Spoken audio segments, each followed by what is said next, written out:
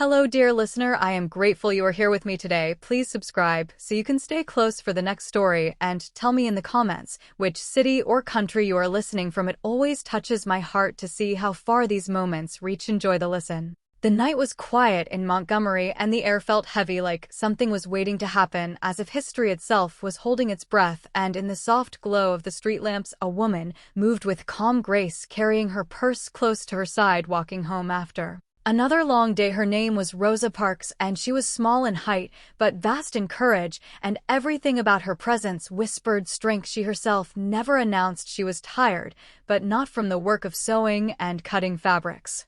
She was tired of something deeper and heavier, a weight placed on her shoulders every single day by a world that kept telling her to know her place, to move aside, to remain silent and invisible. And that night something inside her quietly rose like a slow sunrise, telling her that enough was finally enough. Rosa stepped onto the bus like she had done so many times before. The floorboards creaked under the worn soles of her shoes, and the air inside smelled of old metal and dust. The driver barely glanced her way as she placed the fare into his hand. He had ordered her off his bus once years ago, humiliating her in front of strangers, forcing her to re-enter through the back, and she remembered that day with painful clarity. But tonight she simply walked to an empty seat in the middle section and gently lowered herself onto the worn cushion. Her back was straight and her breathing calm, as if she already knew what storm was coming. The bus rumbled forward and the city slid past the windows in a blur of streetlights, storefronts, and tired faces returning home. Rosa folded her hands in her lap, listening to the hum of the engine, feeling the familiar ache in her feet. But deeper than the ache was a quiet power rising slowly, like a river carving its own way through stone. She had lived her entire life following rules forced upon her, rules that sought to shrink her down into something small, unthreatening, and obedient. But she was none of those things. She had fire inside her, a fire fed by generations of injustice, whispered stories of suffering, and the unspoken dreams of her people. Halfway through the ride, the bus filled with more passengers, and then came the moment that would turn a single ordinary night into a spark that would shake the entire nation. The driver looked into the mirror, anger simmering in his eyes as he barked his order, telling the black passengers in the middle section to stand up, to give their seats to white passengers who had just boarded. Rosa did not move. She did not flinch. Her hands stayed still, her back remained straight, and her heart beat with a steady, quiet rhythm of defiance. It was not loud rebellion, not a shout, not a plea. It was a whisper of strength, one woman saying with her silence that she was done, stepping aside.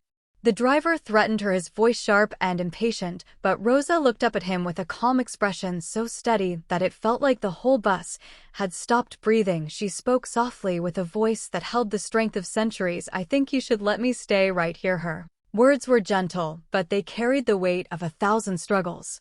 The bus fell into a thick silence. Every eye turned toward her, some filled with fear, some with confusion, and some with an unspoken hope. The driver called the police, and when the officers arrived, their boots echoed against the metal steps, harsh and heavy as they approached her. But Rosa was unmoved. The officers demanded she stand, and she simply looked at them with quiet dignity, as if they were the ones trembling. She knew being arrested was possible. She knew the danger. She knew what could happen to a black woman who dared to refuse an order in the South, but she also knew something else, something stronger. She knew that the world could not change unless someone first dared to remain seated. When she stood up to be taken away, she did not shake, she did not cry. She walked with steady footsteps down the aisle of the bus, while the passengers watched her, some with awe, some with fear, some with eyes burning with questions she had just answered. With her courage outside, the night felt colder, the street lamps harsher, yet Rosa walked like a woman who had finally decided to stop carrying a burden that never belonged to her in the first place. Her arrest spread through the black community like wildfire. People spoke her name in whispers filled with admiration and rising anger. The news reached a young pastor named Martin Luther King Jr., and deep in his heart, he felt something powerful stir. He knew what Rosa had done was more than an act of defiance. It was a call to every single person who was tired of bending under the weight of injustice, a call that could unite them in a way no speech had ever done.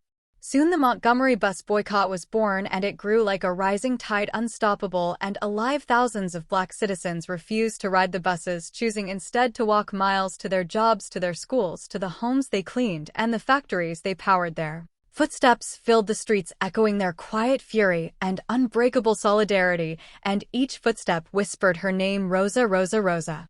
Rosa watched the movement unfold with gratitude and disbelief as people stood together with courage shaped by her single moment of stillness. Women formed carpool systems, students printed flyers, pastors delivered words of hope, drivers offered rides to strangers. Entire neighborhoods became armies of peaceful resistance, and all of it began because one woman refused to move. Months passed, and the pressure grew stronger. The boycott shook the very foundation of Montgomery. The city fought back with threats, arrests, and intimidation, yet the people remained unshaken. They walked through heat, rain, exhaustion, and fear, all for a woman who had simply decided to remain seated and for the freedom she represented. When the Supreme Court finally ruled that bus segregation was unconstitutional, a new dawn broke across Montgomery. The victory echoed through the country, reaching into the hearts of millions who had long waited for a reason to believe in change, and Rosa stood quietly at the center of it, not seeking glory, not demanding recognition, simply grateful that her one act had helped ignite a fire that could no longer be put out. Even after the boycott, her work continued. She spoke to crowds, wrote letters, guided young people, and lived her life with the same gentle strength she had shown on that bus. She never saw herself as a hero, never claimed to be anything more than a woman who was tired of being pushed aside, but the world saw her differently. The world saw her as a symbol of bravery, a mother of a movement, a woman whose simple act of resistance toppled a pillar of oppression and changed the path of a nation. And if you listen closely, even now her story does not shout. Instead, it hums like a steady heartbeat, reminding us that bravery does not always roar. Sometimes it is quiet, sometimes it sits still, sometimes it lifts its chin and says no 1 inch further, and sometimes that is enough to shake the world.